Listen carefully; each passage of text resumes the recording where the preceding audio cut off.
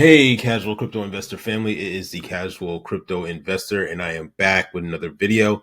In this video, we're going to be talking about Rigged from the start, the XRP documentary about the SEC's hit job on our one of our favorite currencies, or at least the community's favorite currencies, easily is XRP.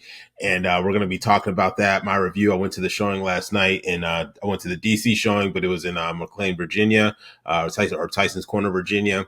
And wanted to get on here. A lot of people asked to kind of voice my opinion on what I thought about the documentary, because there's a lot of people that still haven't seen it yet.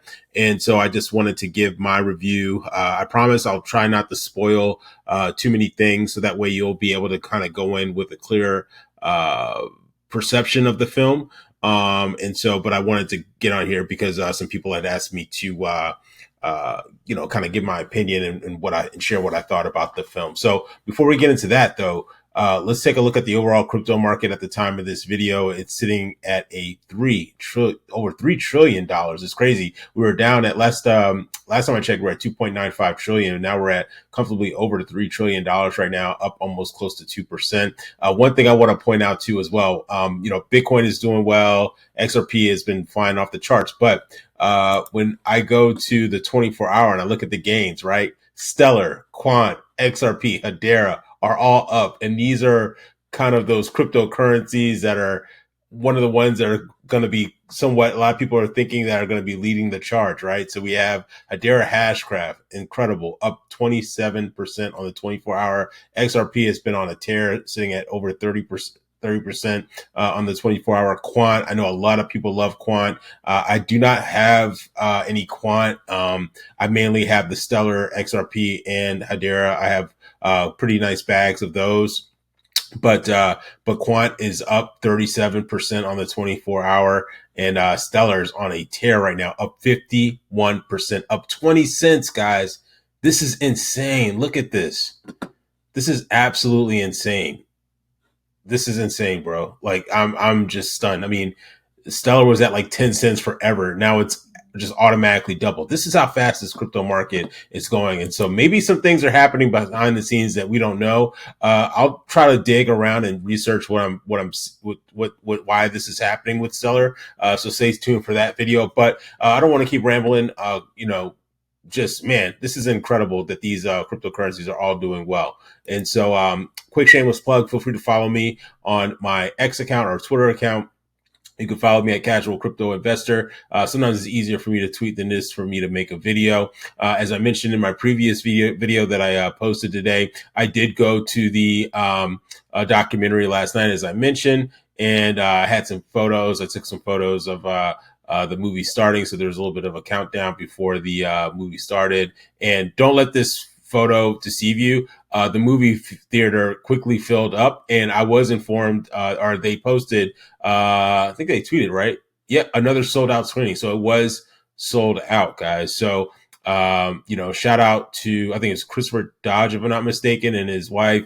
And then they had some regulators that came out and spoke and answered some questions in regards to things that we could do as a community to help the not just XRP community, but the overall crypto market. So it was a great time. Got a chance to meet. I didn't get a chance to meet his wife, but I definitely met him.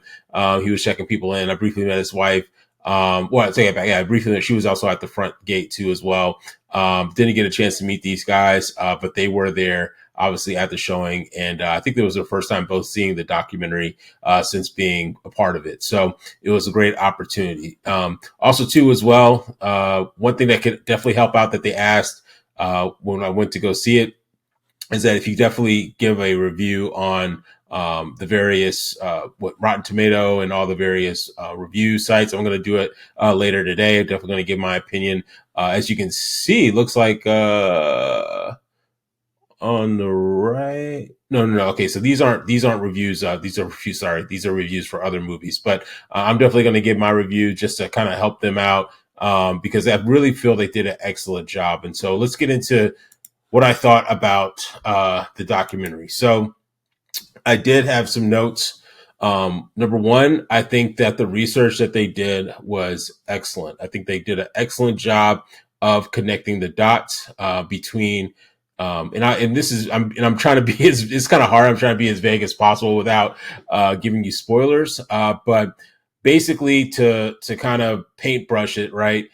You had some of the financial leaders from the United States basically working with various financial leaders in China. And so, and they did an excellent job of breaking down how the paths crossed between the two countries and between various regulators and various government officials on both sides, and even in the corporate space too, as well.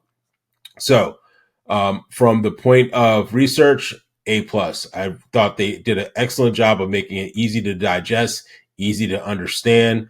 They also had a lot of great credible witnesses, people that were on the ground floor with Ethereum. You had, I believe it was Mr. Nerioff. I think it's Steven Nerioff, if I'm not mistaken.